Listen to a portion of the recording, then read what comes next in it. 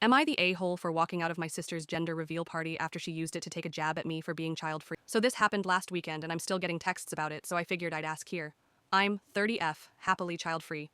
I've never wanted kids, and I've been open about that since I was a teenager. My younger sister, 28F, on the other hand, is very into the mommy influencer scene. She and her husband are expecting their second child, and they hosted a gender reveal party.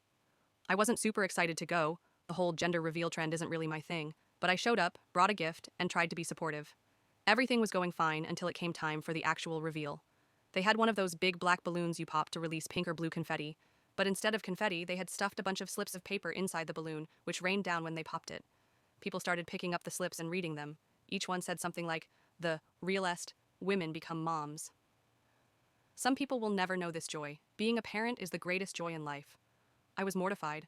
I looked around and could see a few people visibly uncomfortable, but my sister and her husband were grinning like they'd just dropped the mic. My cousin even muttered, "What the hell?" under her breath.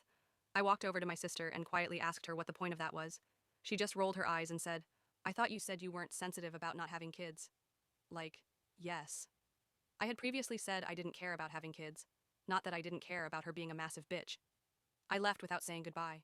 Now I'm getting texts from my parents saying I ruined the mood and should have just laughed it off. My sister posted a reel about the party and made a vague comment about, "Some people can't take a joke." I honestly didn't think I overreacted, but now I'm not so sure. Am I the a-hole for walking out? Edit. This isn't unusual for her, she's made some really terrible jokes at people's expense before.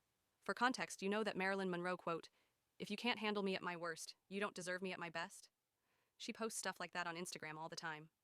I might have slightly misremembered this one. I saw it in someone else's hand. I could have sworn it said real women, but it's possibly it said the realist, which is kind of different, I guess.